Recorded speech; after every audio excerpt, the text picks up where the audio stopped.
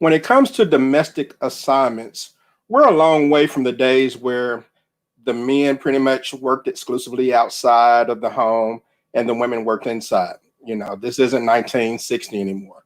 The dynamic in households um, has changed a lot over my lifetime.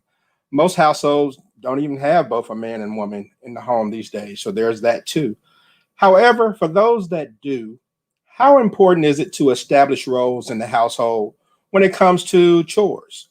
And should they be gender based, in your opinion? Or in the 21st century, should it be based on what the couple actually needs, like on a case by case basis?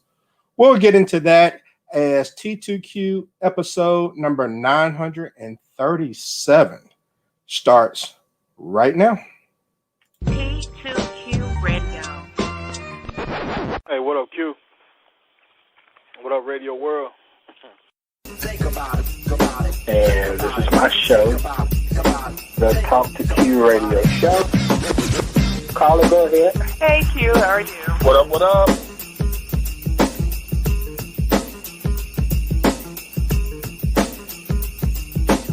Let me thank you for having me on your show. It's so awesome to be here with you and all. I said some, not all. This is a show that people are supposed to get their opinion and tell what they think.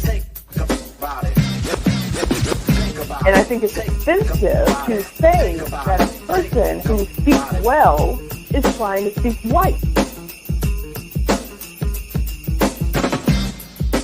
Well, I am pro-woman, but I'm not anti-man. I know the value of a good man. Is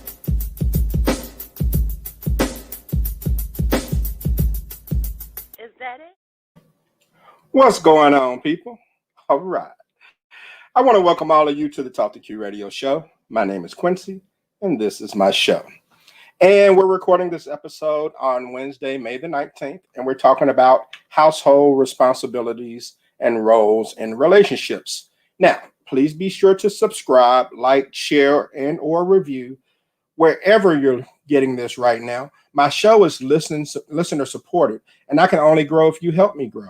I don't have Joe Rogan money to advertise nationally. So, speaking of money, you can also donate to the show. Go to talktoq.com and you'll find out how you can buy me a coffee, or you can just cash at me at $talktoq. I want to shout out my listeners in the natural state of Arkansas. You all have led the way for the downloads over the past month. And big ups to you for supporting me. I definitely appreciate it. And on a global scale, India is down with T2Q. So thank you for those in India who have listened to the show by way of the Ghana app. And also my thoughts and prayers go out to you all during this pandemic. I know it's been a struggle over there lately, so I pray that you all get past it. So let's go ahead and kick this thing off. I will go to the T2Q virtual phone lines to see who will be joining me in this episode. And I will start here from the Golden State of California. When he agreed to do this show over a month ago, I'm sure he had no idea that his Golden State Warriors would have a game scheduled the same night as the show. Sorry about that, bro. Hey, Please welcome first timer JC to the Talk to Q Radio Show. Jay, what's going on, man? What's going on, brother? All right, real quick, tell the people what you do. Yeah, man. I am the host of the hashtag That's Why podcast. You can find that anywhere on the major streaming sites, Apple, iHeart, Pandora, Spotify, etc. Currently, I'm a stay-at-home dad, so that's what I'm mainly focusing on, is just being a better husband first and foremost. For me, I always say husband first, and then a better father, and then all-around better man during this pandemic. And yeah, that's what it's about right now. All right, man. I appreciate it. And so we'll go next to, let's see, she resides in the Pelican State of Louisiana, making her way back to the show. Please welcome the resume chick herself, Miss LaShell McGowan. LaShell, what's going on? Not much. Thanks for having me. All right, I appreciate you joining. And real quick, let the people know what you do. Tell them what Resume Chick is all about. Okay, Resume Chick. I am a resume writer. I'm a certified career coach. I can assist you in branding small businesses, business administration, anything dealing with career goals, critiques. Check out my website, resumechicllc.org. All right. That's what's up. Thank you very much for coming on to the show. And lastly, let me welcome on this young lady. She resides in the Magnolia State of Mississippi, my home state. She's the co-host of the Check In, Check Out podcast, and she has the smoothest voice on the web. Miss Christina rejoins the guest panel here on T2Q. Christina, what's going on? Hello, everybody. Nothing much, just staying busy and staying out the way. All right. Well, let the people know what you do. Well, first and foremost, I am a graphic designer and brand manager. I work with small businesses and music artists just to help with marketing strategies and everything visually appealing. I'm also a music artist. You can find me on YouTube at Kaylee the Boss to just explore the world of Kaylee and everything boss. And like you said, I am a co-host of Check In, Check Out the podcast. It's associated with a nonprofit organization that my mom and I created just to keep people mindful of their mindfulness and personal issues, social issues, anything, just staying connected and being in the moment, checking in before checking out of life. All right. See, I got some talented people on the air. You know, people ask me what I do. I do Facebook Lives. You all have like real skills. So Come on, man. Good to have you all on. All right. So we're going to talk about household roles and relationships. We'll talk about, some of the things that I feel like should be discussed when it comes to people deciding to cohabitate. So, all right, I'm going to start with what old school people consider traditional roles for the household. Like for the ladies, it was always cooking, cleaning, grocery shopping, laundry, tending to the kids, to name a few. For the men, cutting the grass and other yard maintenance, washing and maintaining the vehicles in the household, being the handyman around the house, taking out the trash. Those are the things that come to mind. So, LaShell, I will start with you first. Is it time out for the gender-based responsibilities in relationship, or does it still have a place in today's society?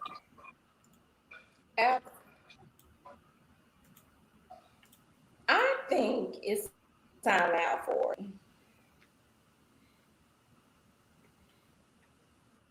Okay, I'm sorry. You're kind of breaking up on me. Can you try it again? Okay. Yeah, I think it's time out for it. Okay. And Christina, what about you? Do you think that is something that we need to do away with, or does it still have a place in society? I would say it's a preferential thing. It depends on the dynamic of the two in the household together. Me personally, I know that like I said, I'm a woman of many hats. So where another person may be a little bit weaker, I may have the strength to do. I was a tomboy growing up. So I'm able to work on electrical stuff, well, certain electrical things, so that somebody else may not be able to. If my tire is flat, I'm willing to get down there and do it myself, So it depends on what you're willing to do, your perspective of your dynamic of your relationship. All right, JC, what do you think, man? Is it something that still has a place? 100% agree with Christina, man. For me personally, it is, if it got to get done, it got to get done. I feel like in certain aspects, do I want my wife under the car all the time? No. Do I want her, doing the physical labor, taking the trash out? No. But if she wants to, or if it's, if it got to get done and I'm not around her, she wants to do it, then by all means, absolutely. I guess it's just the gentleman in me that says, let me go ahead and lift that for you, and it's not to be dismissive of her femininity or strength as a woman or just as a person overall. It's just, I want to be the caretaker, So, and that's however I can, and I'm blessed to have a wife that says I want to do the same thing. So it's kind of like a tug and pull, but in a positive way. All right. And LaShell, so let me ask you this. What about as a model for kids? Is it cool to develop, I guess, certain habits for, gender-based habits, I should say, for kids to sort of set the standard, so to speak, kind of like, you'll teach a boy how to cut grass at an early age, whereas you may teach a girl how to do laundry or something like that. I mean, does it have a role for kids?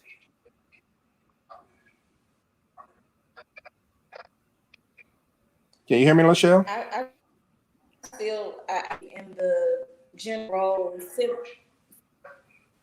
simply because I mean a female can be really good at changing a tire or fixing a car, because I could just speak from personal experience in my younger years. I was not the cook. Every guy that I dated literally was a better cook than I was. I didn't even learn that until later. So personally, I just don't support the gender roles. Of course, we want to teach our ladies to be young ladies and to the sort, but I don't think it has a limit or a role for girls or boys or women and men. All right. JC, what do you think, man? Well, for me, as a man raising boys, it's not that I want them to establish their gender roles. I just want to show them how to be chivalrous. Do what you can when you can, and then go above and beyond when you can, when it's necessary. As long as she doesn't feel like you're stepping on any toes, or you're belittling her, or you feel like you're the alpha male, then by all means do whatever you can when you can. But as far as there being, teaching my kids, this is what you do, this is what you do, I kind of agree that I got to do all of it, because I want them to learn how to cook. I want them to learn how to sew. I want them to learn how to knit. And I want them to learn how to be self-sufficient in every way, not just financially, but physically, economically, all spiritually. I want them to be good by themselves if they have to be, and then I want them to be everything for their partner when they have to be. Okay, so all right, I like that. And Christina, what do you think about that? I mean, should everyone know how to do everything pretty much? Because we don't necessarily always just leave our parents' house and go straight into a marriage or anything. Sometimes you have to be on your own for a while.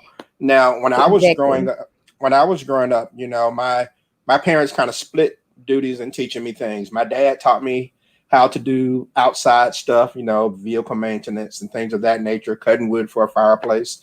And my mom taught me, once I got a little older, like preteen, how to vacuum, dust, fold clothes, and things of that nature. However, I was raised with the mindset that, once I got married, my wife would do inside stuff and I would do outside stuff. Now, I don't necessarily feel that way now, but that's just how I grew up. So, I mean, do you agree with what they're saying as far as what Jay just said, as far as being able to do both, and that's important? Definitely. He mentioned self-sufficiency. I actually see this a lot, where there are people who go out into the world and they don't know how to do certain things. Now, I'm not going to say I don't know how to use like an iron or a cook, because I actually like being in the kitchen. I was able to get a variety of things from my mom, my grandparents. So a person who is well-rounded, they'll be able to take care of themselves in a space when they are alone. And, if you're choosing not to, go out searching for someone, you'll be able to take care of home. And I have an older cousin. He says it all the time. Like, my mom taught me how to throw down in the kitchen, and he's proud of it. So I like that when someone can be home and to do the things for themselves. It also brings a dynamic when you're in the relationship as well, where you might see that your significant other is tired. At least you're able to do that. You don't want the mindset of you're supposed to do it and I'm not going to do it because you are supposed to do it. That's a little narcissistic to me. Okay. And I think you all are making some good points. I didn't. My mom didn't teach me how to cook. I actually learned how to cook once I got to college because I didn't want to starve. So that was kind of like a necessity thing for me. But I do think it's important for people to do both. And Christina, I applaud you as far as you said you do car maintenance and things of that nature. But that's usually not the case with a lot of women. And LaShell, I hear women say that a man needs to learn how to cook, clean, do laundry, etc. But are women learning how to handle things outside the home, vehicle maintenance, yard work, and things of that nature?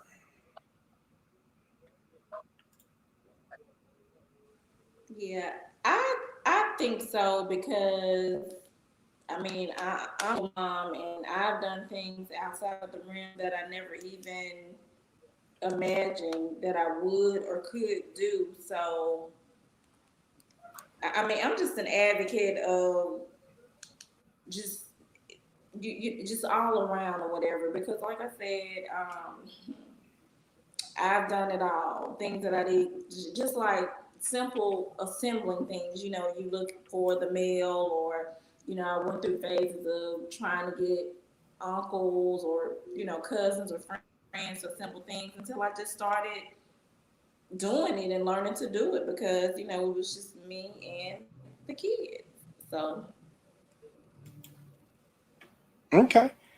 And JC, what do you think, man? Do you think women are really on board with trying to do some of the stuff that men traditionally do? I mean, they always fuss at us for not doing stuff on the inside of the house. Are we seeing them getting outside and washing their car?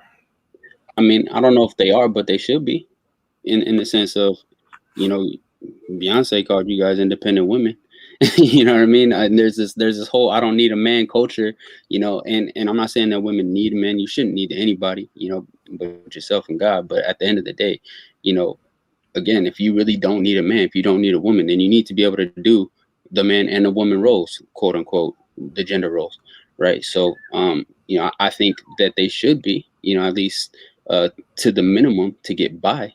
But I don't know if they are right now. I know my wife, she, especially with me being hurt, she's done everything for almost a whole year, So I don't know about all women, but I know about my woman.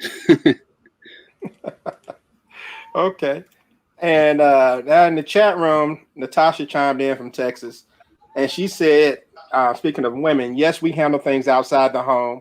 I take my car to be serviced, detailed, and I hire landscapers. And I don't know if that's the same thing, but I mean, I guess it's getting done.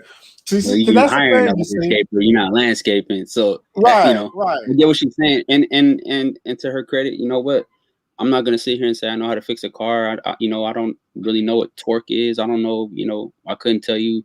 Well, up until last year, I couldn't tell you what the carburetor was. My dad was never the let me get up under the hood kind of guy. He was always the knitted.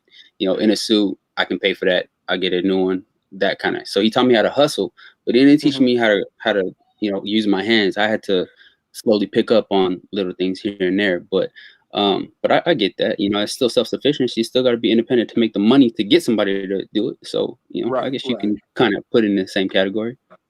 Right.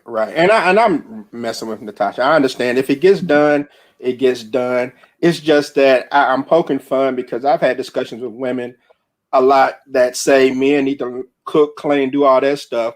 But when you ask them to do something that's traditionally a man's job, then they're just going to ask some other dude to do it. So. Damn. And okay, Erica from Dope Discussion says she's changed an alternator on her car before. Wow, better than me. Erica, I need your help. Wow. Okay, you the real MVP. I haven't tried changing the alternator. That's just I'm not a mechanic by any means. I can do simple stuff. I can get on YouTube and do a lot of things, but yeah, I'm probably gonna get somebody else to do the alternator.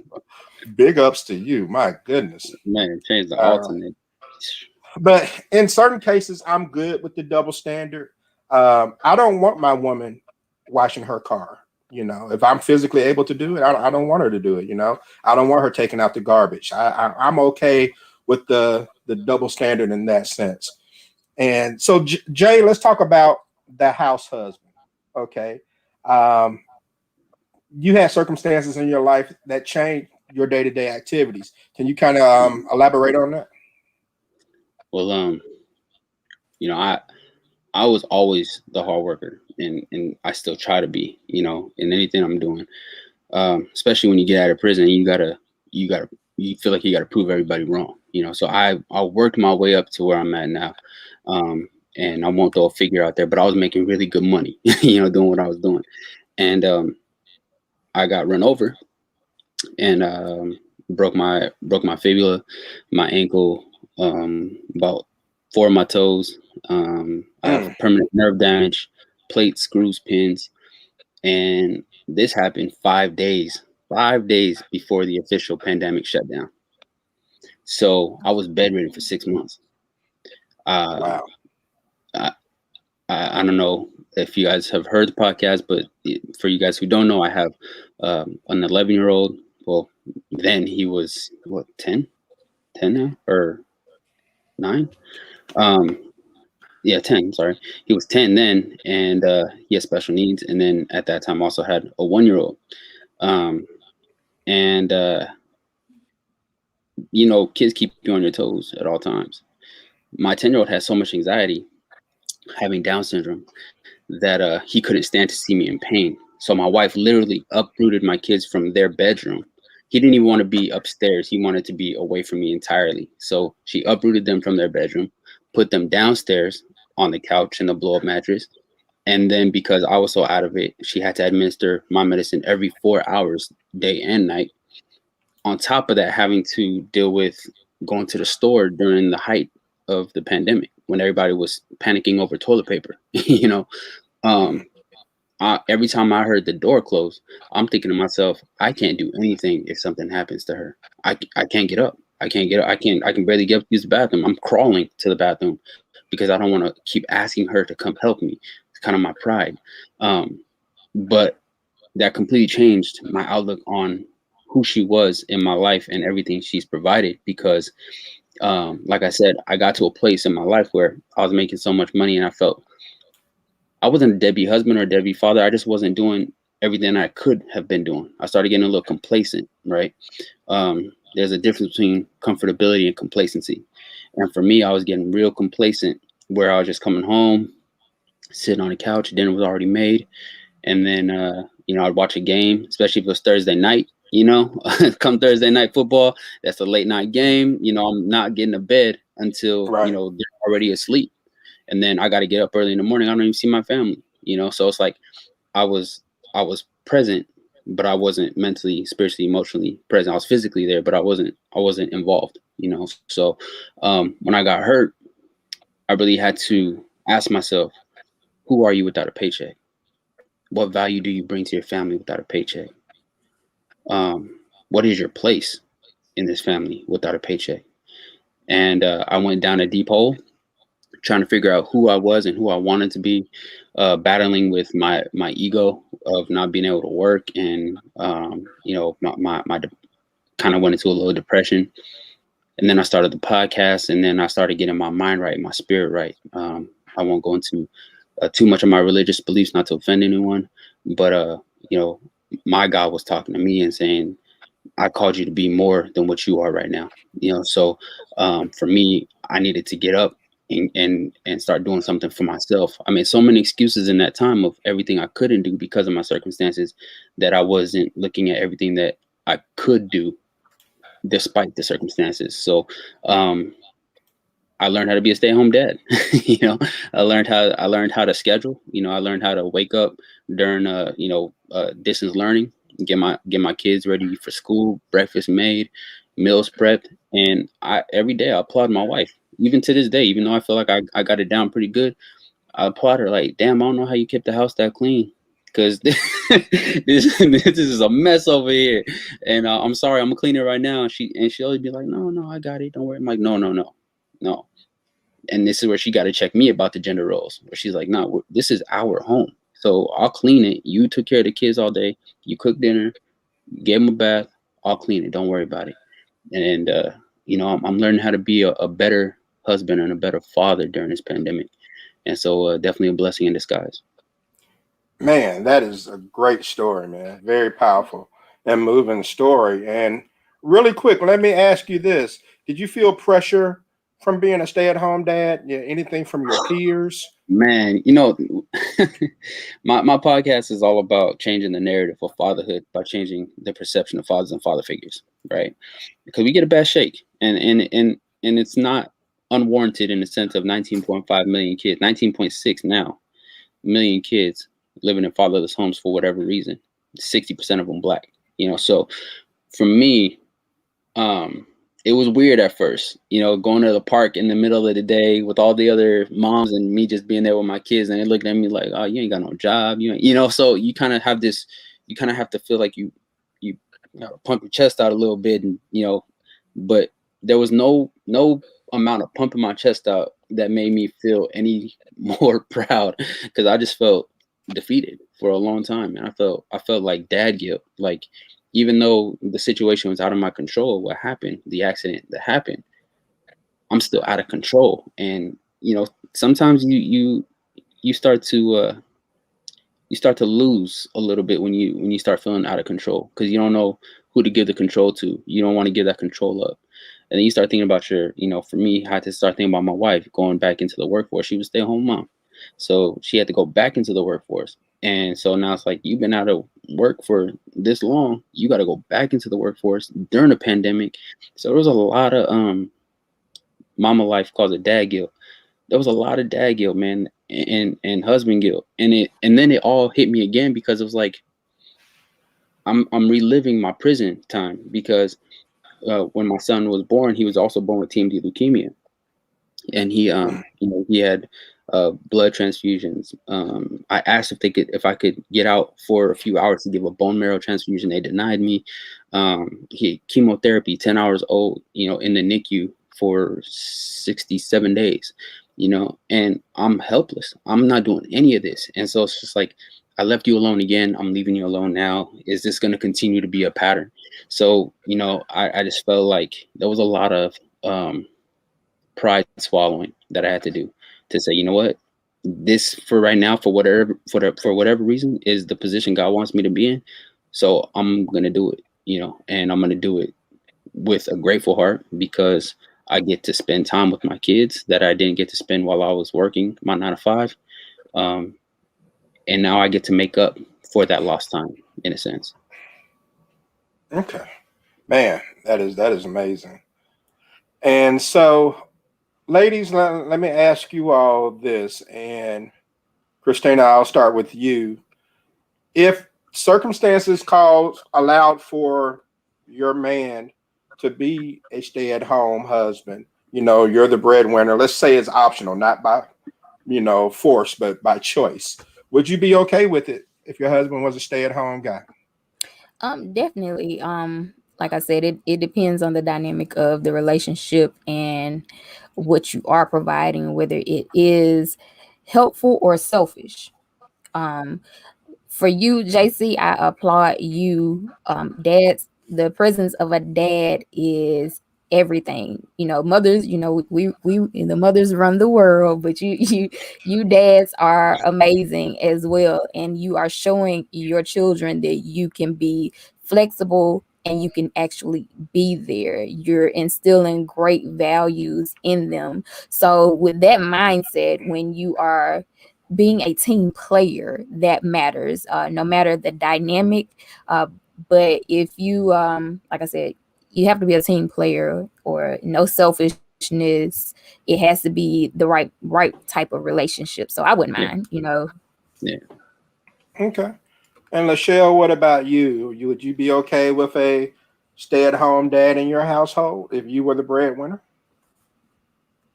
I certainly would be. I totally agree with changing the narrative.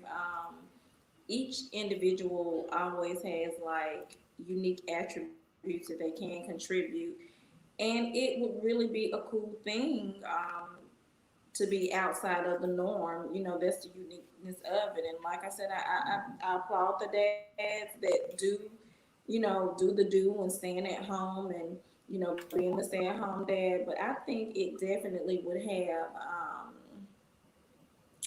some pretty cool different points and perspectives, and the kids could gain just extra different stuff just from the norm of just mom being at home. So yeah, I'm for that. Yeah. As long as it's productive, though. As long as it's productive, you don't want no bum laying on your couch. Yeah.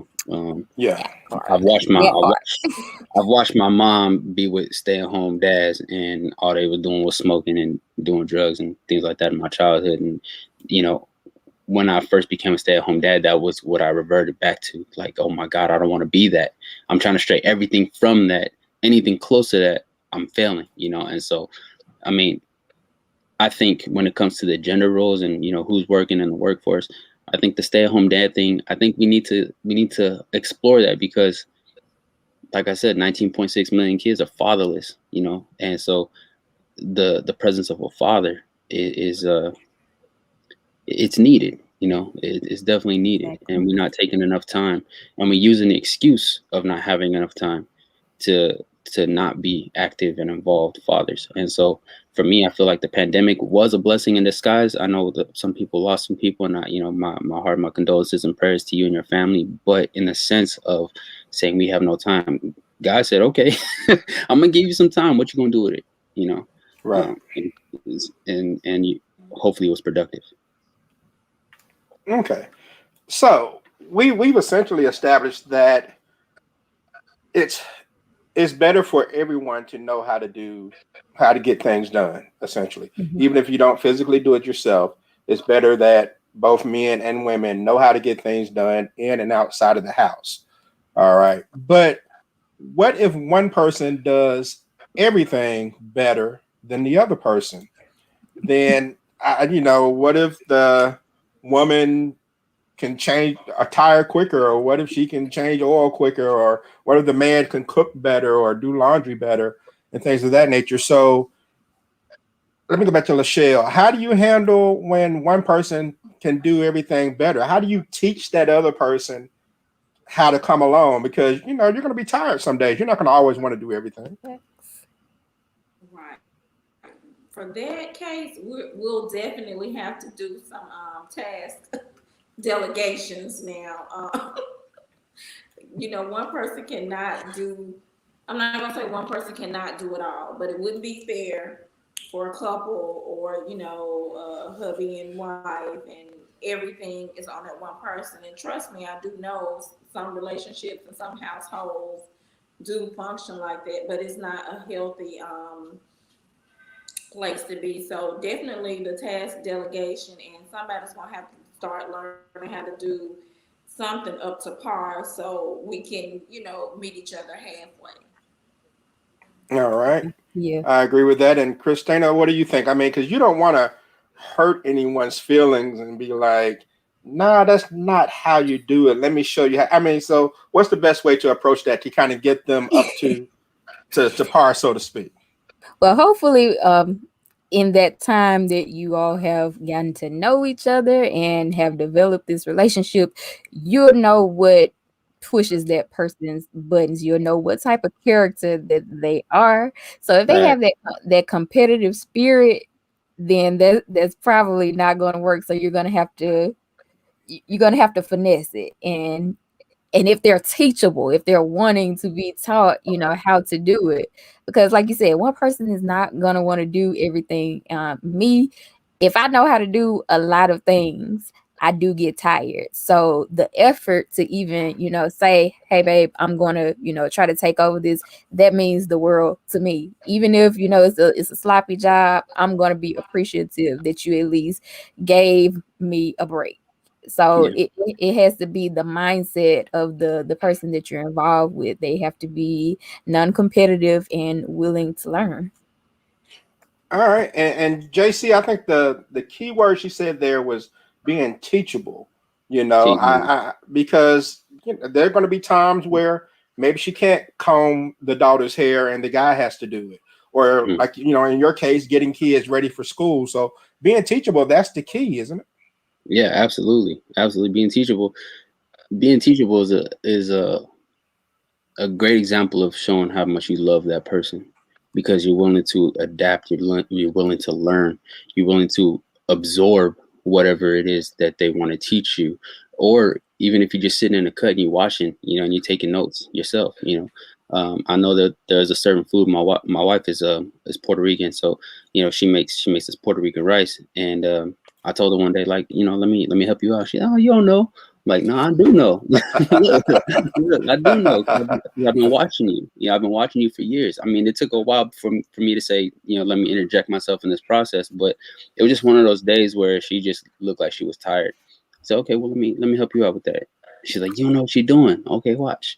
And it wasn't the fact that she had to teach me. I was willing to learn. I wanted to learn just for this moment right here. I wanted to help be that anchor for her. And so, and then there's plenty of times, there's plenty of times that she's impressed me where I'm just like, oh, I didn't even know you knew how to do that.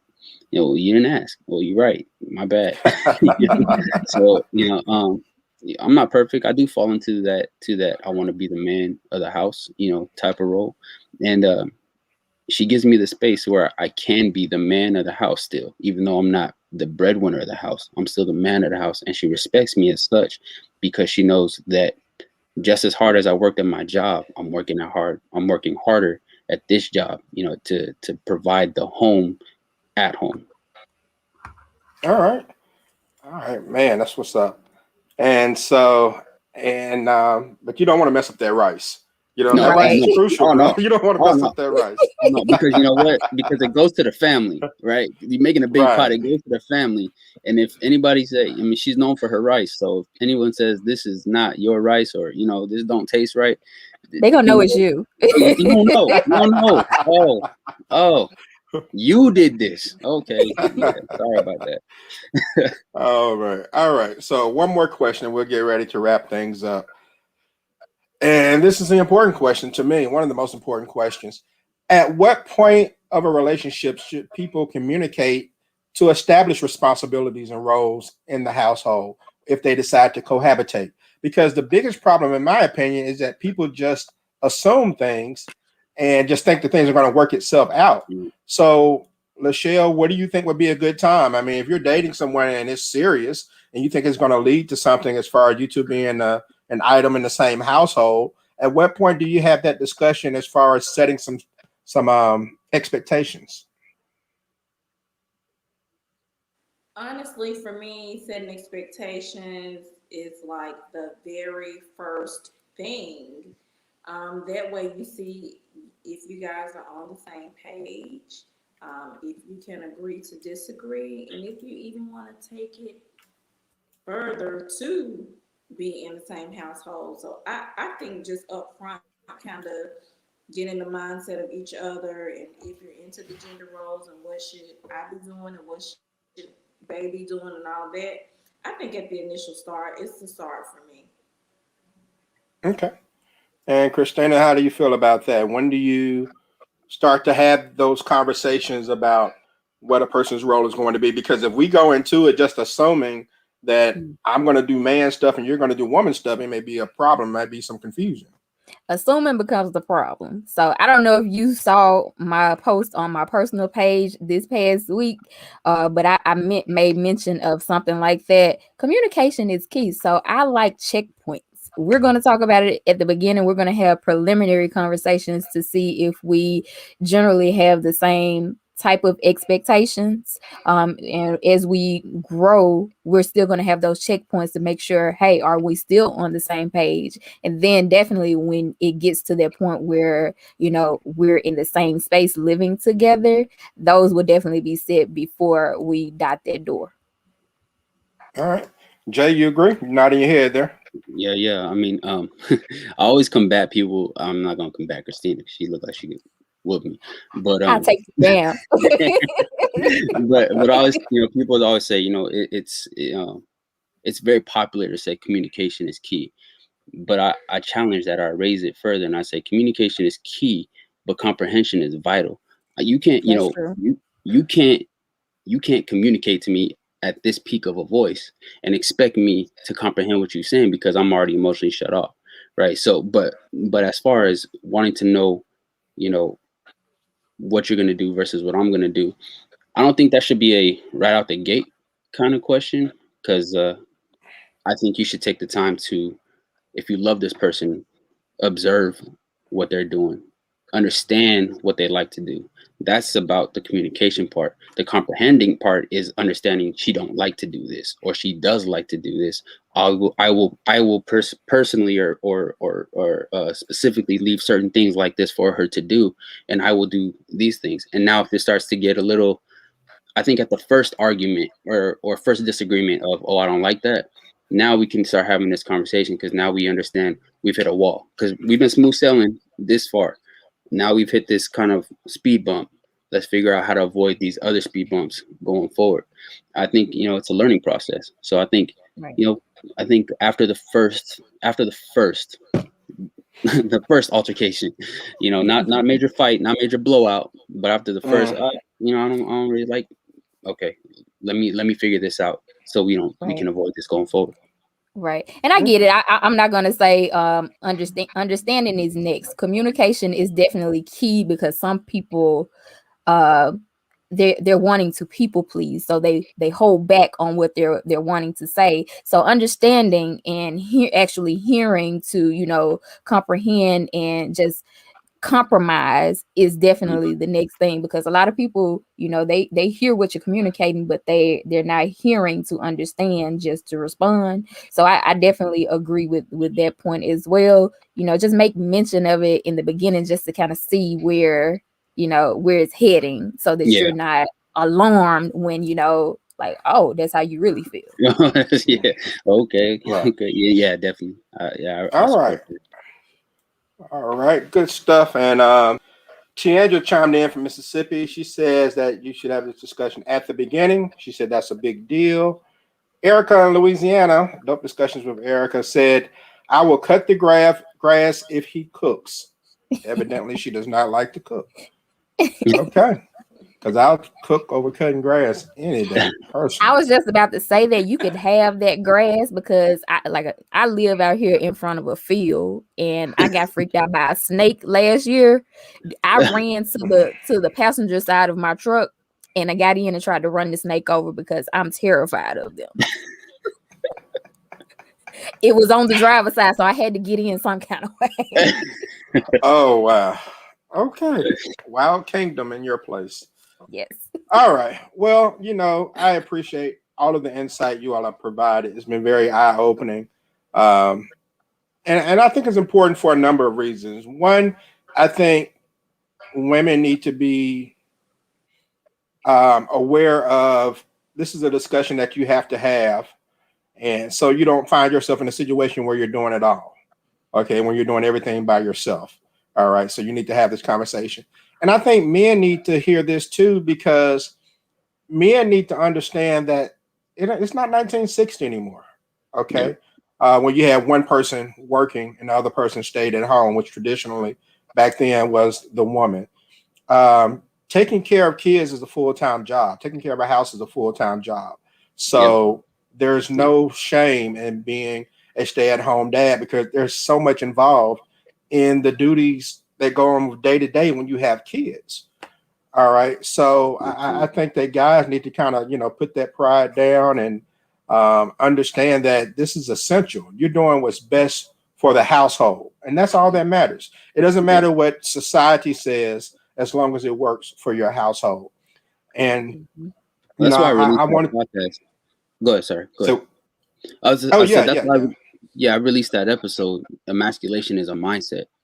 I know there's a certain variety of emasculation, but when it comes to doing women duties or household duties, you shouldn't be looked down at less than a man, because you're still taking care of the house. You're still taking care of your kids. You're still raising your kids.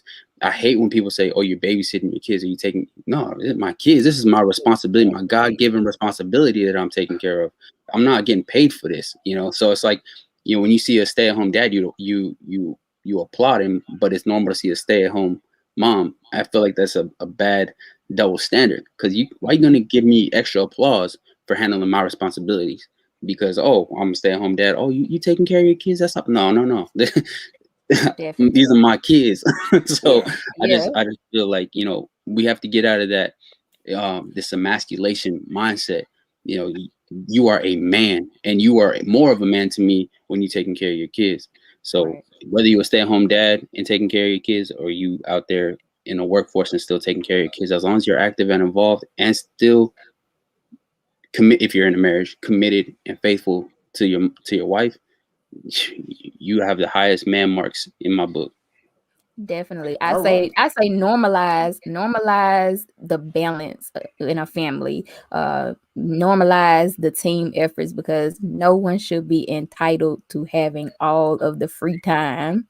No one should be entitled or should be responsible for taking care of everything. So a good balance. Yeah. Balance. All right. Good stuff. We'll take a quick break and we'll come back and wrap things up. Hey babes, it's Keisha, CEO of Beyond Pretty Collection, where we provide simple, chic, trendy, and affordable accessories. All of our pieces will turn heads in any room you walk in. We offer a wide variety of jewelry and some apparel. Please be sure to subscribe to our site at www.beyondprettycollection.com and follow us on Instagram at beyond_pretty_collection and Facebook at Beyond Pretty Collection. All right. And let's see, as far as what's upcoming on T2Q, on Friday, I have a Q-on-1 at 11 a.m. Central Time with fitness coach, life coach, and activist Miss Krista Janine. We'll talk about ways to heal past trauma. And then on Tuesday, May the 25th, we'll talk about interracial relationships. Okay, that's on Tuesday night, 7:30 p.m. Central Time. Is it still taboo? To a lot of people, it is. I mean, it's 2021, and folks still have a problem with it. I don't get it. Go to talktoq.com and check out the calendar for more show information. All right, we'll get to our final thoughts and get ready to wrap things up. And Christina, I will start with you, ma'am, on your final thoughts. Well, I thoroughly enjoyed this conversation. It's good to see that everyone is generally on the same page. This is a start to creating the normalcy of balanced relationships. So I love that. Okay. And real quick, let everybody know where they can find you online. Well, you can find my podcast, check out the podcast on our website. We have our links on there. It's www.CICO Awareness. You can find me on Twitter there as well at CICO Awareness. And if you want to check me and all of my bossy music and welcoming to my world, you can find me on YouTube at K Lee the Boss. Okay, Lee the Boss. All right. Thank you so much for joining the show. Let me go to Miss LaShell. Can you give your final thoughts on the evening, please, ma'am? Yes, totally enjoyed the show. I really do support normalizing the uniqueness of the family dynamic that's going to be different from household to household. I just don't think it's just one standard, a black and white for anything. So this was a pretty cool talk, to kind of see that the trend does kind of look like, the new norm is not to just be so specific with the gender roles or whatever. So I'm totally for that. And you can check me out on Instagram at _Resume Chic LLC, Facebook Resume Chic LLC, and that website resumechicllc.org. All right. Thank you very much. And Jay, shut it down for me, man. Give your final thoughts. Was, like the lady said, man, it is a blessing and a pleasure to be a part of this panel and have a healthy discussion. I always talk about iron sharpening iron, and that just doesn't mean for men and men and women. Sometimes we need the opposite sex to sharpen, the opposite sex. So to hear a woman's perspective, to get a man's perspective in the same building and see that there are common grounds, shows that there's a common conversation that we need to continue to have. So thank you again, ladies, Q, for having me. But you can find me at DadSwag Podcast on IG, and then hashtag DadSwag Facebook, hashtag DadSwag at Gmail if you have any questions, concerns about the show, or advice, or you just need somebody to talk to you, help you sharpen that iron. Just get at me. I'm always available. And yeah, that's it, man. All right. Well, I truly appreciate it. I think that you all did a great job. If I had an applause sound effect, I'd give it. So I'll just have to clap myself. But thanks so much for joining the show. And thanks so much for all of you who have watched, or if you're listening on a podcast, just the audio version, then that's great too. I truly appreciate it. So again, go to talktoq.com, get more information on the show. I have links to all of their ventures on the website as well. If you go to talktoq.com to check that out. And I hope that everyone enjoys the rest of their evening. Jay, I'm going to let you go cheer on your Golden State Warriors, man. Go Dubs. And you all take care. You've been listening to the Talk to Q radio show. No experts, just opinions.